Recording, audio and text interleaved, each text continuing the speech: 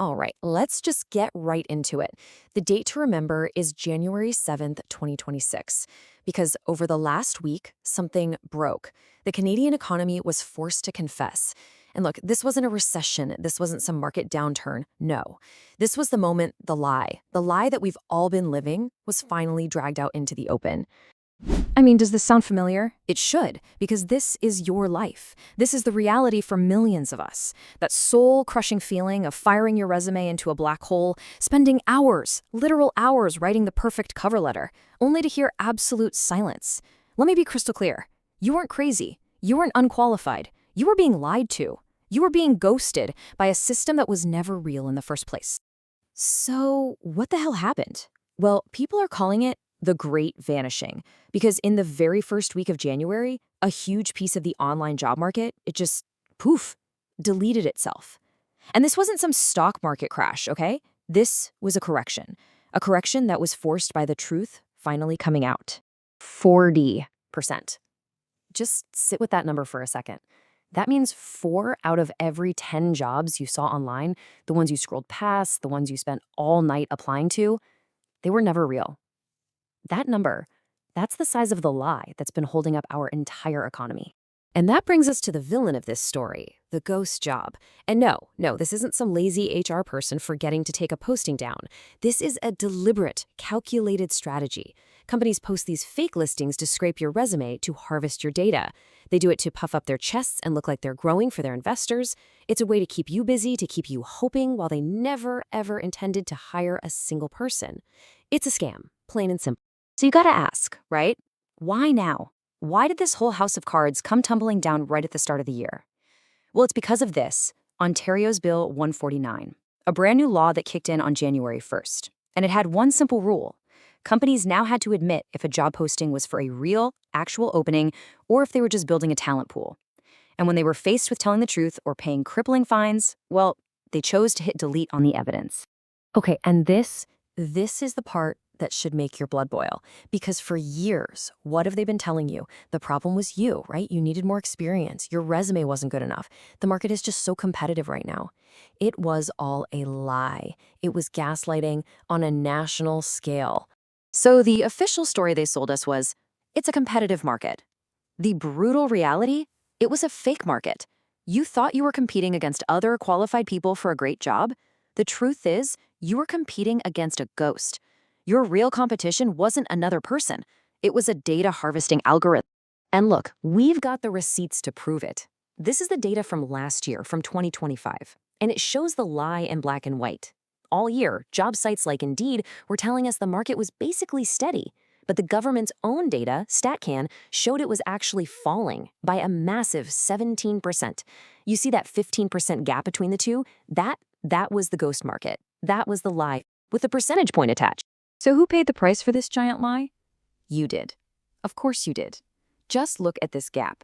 While unemployment for older, prime-age workers was, a manageable 5.6%, for young people, it exploded to a catastrophic 12.8%. An entire generation locked out of the economy, wasting their time applying for jobs that were never even there. But wait, because it actually gets worse. Let's say you're one of the lucky ones. You actually find one of the real jobs that are left. The crisis doesn't stop. Oh no, it just changes shape. It becomes a mathematical trap, and we're calling it the solvency trap. So let's just lay out the basic math. To live, and I don't mean live well, I mean just survive, in a place like the GTA, you need to be making $27.20 an hour. That's the baseline. That's just to keep your head above water. Okay, now look at this. The real jobs, the ones that were left after all the fake ones disappeared. Your high-volume service jobs, retail, they're paying, on average, $20.25. I mean, you can already see where this is going, can't you? And there it is. That's the trap.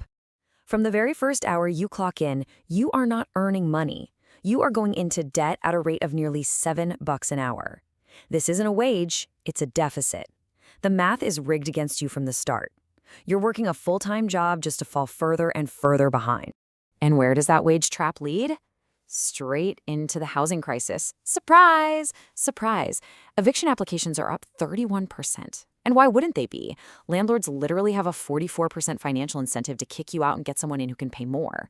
So what happens? Young people are forced to put rent on their credit cards just to survive, and boom, delinquency rates shoot up almost 20%. So what happens when a country just breaks its promise to an entire generation? Simple. They start to leave. This ghost jobs crisis, it isn't just some internal issue anymore. It's created a full-blown national tragedy. We're calling it the leaky bucket because we are losing our best and our brightest. I mean, check out this insanity. It's a total paradox. Canada spends all this time and money trying to attract the smartest, most educated people from all over the world. And what happens? Immigrants with PhDs and master's degrees are twice as likely to pack up and leave as anyone else.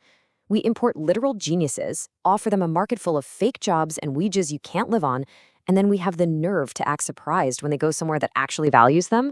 So what we're looking at is a crisis on two fronts. It's an exodus happening in two different directions. First, you have the skilled newcomers. A third of them are gone within 5 years. They're leaving the country. Then you have our own young people. Almost half of Canadians in their 20s are stuck living at home, trapped in this endless failure to launch. They're not leaving the country. They're being forced out of the economy itself. And this is where it all comes together. This is the end game. The ghost jobs, the wage trap, the brain drain, it's all been flowing downstream to one single point. The biggest threat to all of our futures, the pension panic. It really comes down to one simple question, but it's the most important one there is. Who pays for the pensions? For our parents, for our grandparents. The Canada Pension Plan, it's not a savings account. It's not like your money goes into a little box with your name on it. It's a direct transfer of wealth from the people working today to the people who are retired. And this is it. This is how the whole crooked system is connected. It's a death spiral. You start with fake jobs. That creates massive youth unemployment. That leads directly to housing insolvency. You can't pay your rent. That forces an exodus of talent, as the people who can leave do. And what happens when all the high-earning workers are gone? The pension base collapses, the whole pyramid flips upside down. So yeah, the ghost jobs might be gone from the websites, but they left something behind. They left a ghost of our future, a ghost of our security. The lie that corporations told for years just to keep their stock prices up is now coming back to haunt the retirement of an entire country. Look, this isn't some prediction for the future. This is a warning. A lot of the damage is already done, but the con has to stop. Now. This whole rotten system was exposed by one single law. That means it can be fixed by one thing: public pressure. We have to demand the truth. We have to stop the ghosting.